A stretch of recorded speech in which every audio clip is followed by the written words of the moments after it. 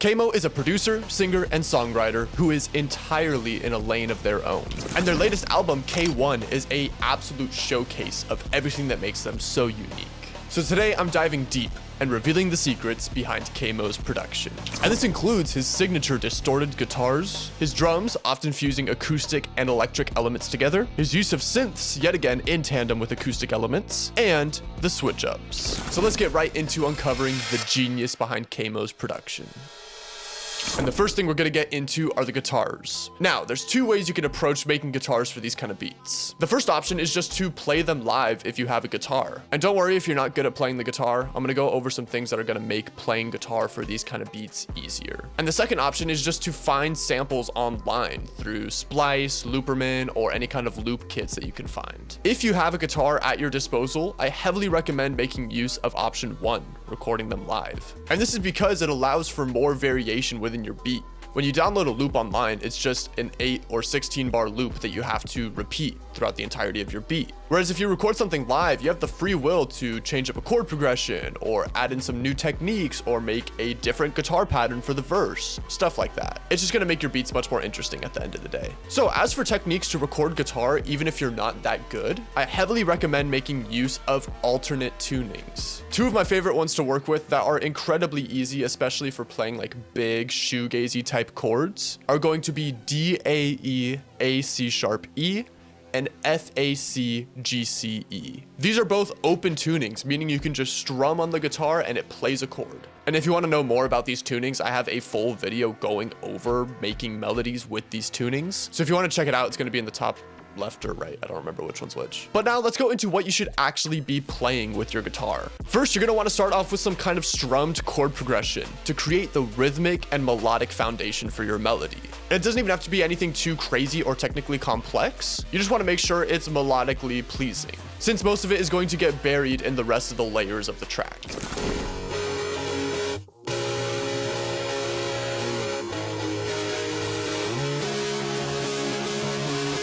Next, you're going to want to layer that strum with some kind of top line melody to make your melody more catchy. If we only had the strummed pattern, there wouldn't really be much to remember this melody by. But by adding in a lead or a top line melody, it gives the listeners something to remember it by. So for this guitar pattern, I layered two different top lines. One that plays a quicker, more repetitive pattern, and another that's much more ambient and droning.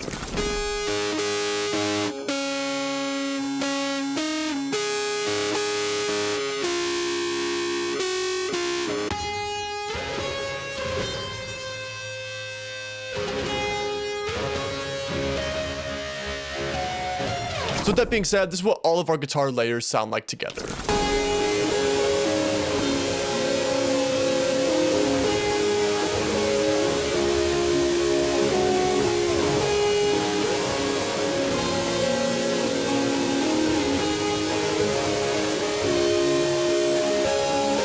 Now, as far as the mixing goes on those guitars, I obviously went with a super ultra distorted, noisy sound, similar to what Kmoe did on both 1000 Yard Stare and Dumpster Fire.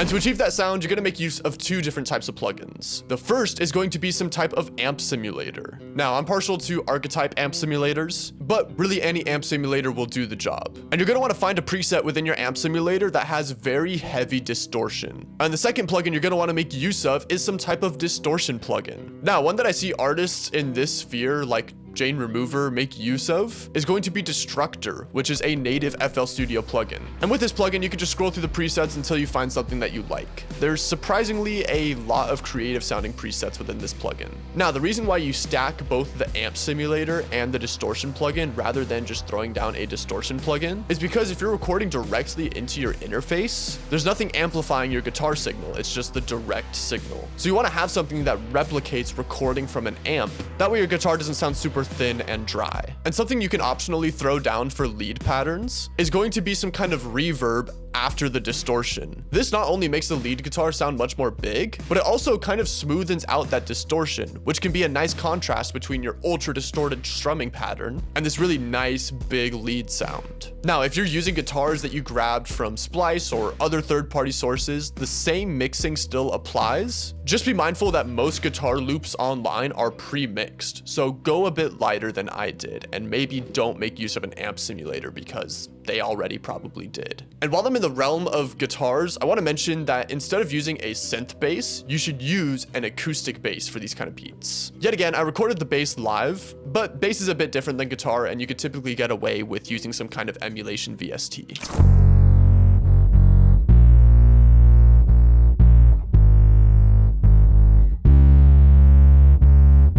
As for the mixing on that, yet again, I just have an amp simulator on a bass preset, as well as our bass stereo to boost those sub frequencies, and Fruity Fast Distortion to match the distortion of the guitars. So now that we've covered the guitars, let's get into the next portion, which is their fusion drums. And what I mean by that is that these drums are split into two sections. The top line, which is purely acoustic, and the kick, which is purely synthetic. And the reason I did that is because I wanted a super heavy drum knock, similar to 1,000 Yard Stare. So to achieve this, I made a top line using addictive drums, but really you can use any drum emulator or even a drum kit that has live drum sounds. And for the top line pattern itself, it is super simple. All I'm doing is repeating this open hat while playing in tandem with this snare. And with this snare, I'm throwing in a few rolls and accent notes here and there.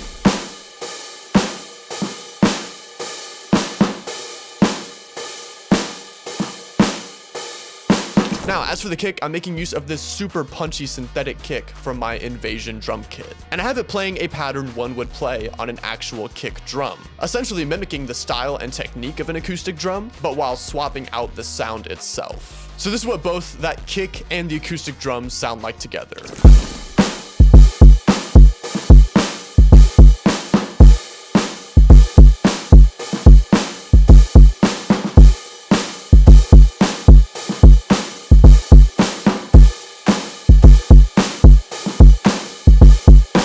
As for the mixing on the kick, I just have Fruity Wave Shaper to beef it up a little bit more, as well as a soft clipper. For the mixing on the acoustic drums, I have a little bit of mid to high end saturation, as well as slight distortion using Fruity Fast Distortion, an EQ boosting the fundamental frequencies of the snare because I felt like it wasn't super punchy, a transient processor boosting those transients yet again to make it more punchy, as well as a resonance suppressor to tame any kind of harsh frequencies, and finally a soft clipper. So now that we've covered Kmoe's fusion style drums, let's get into the next section, which is their synths. And these synths, yet again, make use of that production technique of blending live instrumentation with synthetic sounds, with, for the melody, the live instrumentation being the guitar and the synthetic sounds being the synths. And here's how you're going to integrate a synth melody seamlessly into a guitar pattern. First things first, when your synth melody is playing, try to remove an aspect of your guitar melody.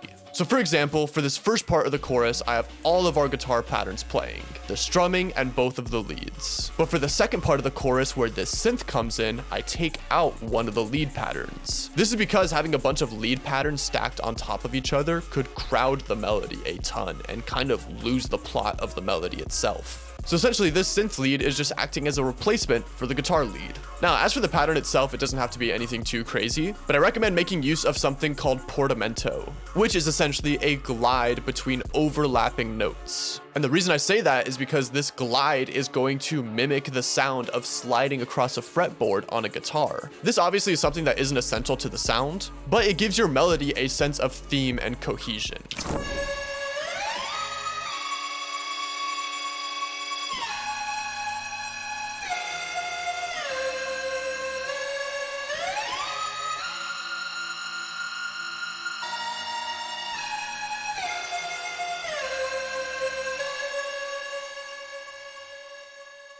Now, as for the mixing, instead of using saturation or other kind of distortion plugins like we did with previous components, I'm instead making use of a different distortion technique, bit crushing. And this is what gives that synth that like crunchy, broken sound. And it's good to kind of differentiate your sounds by using different types of effects. We're still sticking with that theme of super heavy distortion, but we're integrating it using different types of distortion throughout different components of our beat. So with that being said, this is what our synth sounds like with our guitar pattern.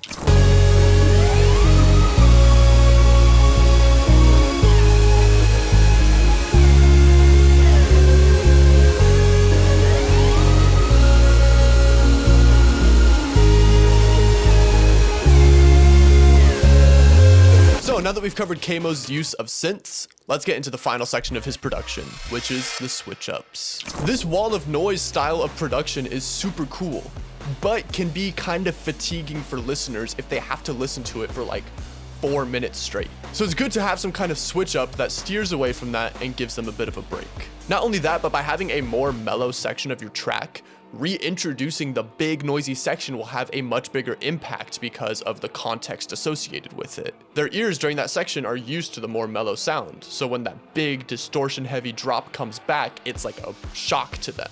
Now, for the switch up, I recommend playing different patterns for every single component you have laid down thus far. It's a bit of an arduous process, but this will give your instrumental much more depth and make it seem like some real love and care was put into it. Now, as for the guitar, I opted for a more Midwest emo style pattern, as it contrasts heavily with the strumming pattern from the chorus. And yet again, if you're not that good at playing the guitar, don't be afraid to split your guitar recordings into different sections. Some may consider it cheating, but it's your music, do what you want to do.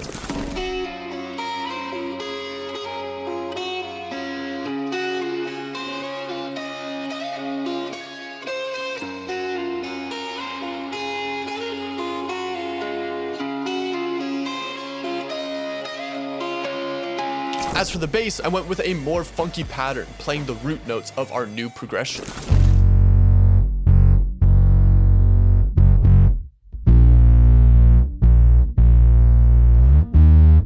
As for the drums, instead of making use of a big noisy open hat as the main rhythmic force, I instead am using a ride, which is a much more pleasing sound, making the transition between the chorus and the verse much more evident. On top of that, instead of using the synthetic kick, I'm using an acoustic kick. Yet again, further emphasizing the impact of the synthetic kick once it comes back in the second chorus.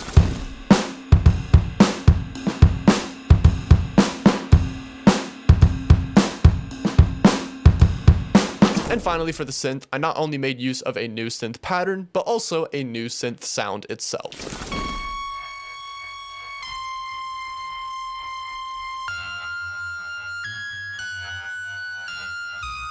Having this many moving parts and differentiating components is not only a great way to make your track feel much more interesting and fleshed out, but it also entices listeners to keep listening to your track for prolonged durations. Think about it, if you're listening to a track and it's an 8-bar loop repeated over and over and over again, you know what the rest of the song is going to sound like. But if you're constantly being thrown new things, new guitar patterns, new drums, new synths, new that, you don't know what's coming next. You can't predict it, so you want to know what comes next. That curiosity is what drives people to listen to your tracks in their full duration, which ultimately, as musicians, is what we want. So, to sum up Kmoe's production, you're going to want to make use of heavily distorted and noisy guitar patterns, drums that fuse both synthetic and acoustic elements, synths intertwined with the guitar melodies, and switch ups throughout your song to make it much more interesting and give your instrumental more depth. So with that being said, if you're making use of all of those techniques, this is what your final product should sound like.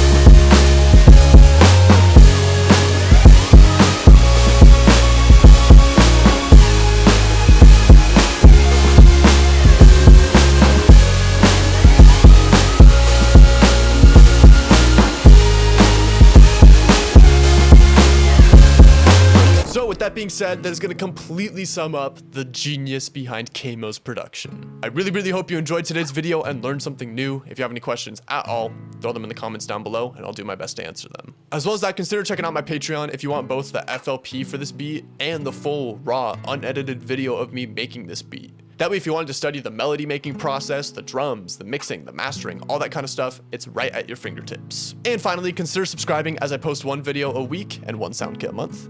Other than that, that's gonna be it. Peace!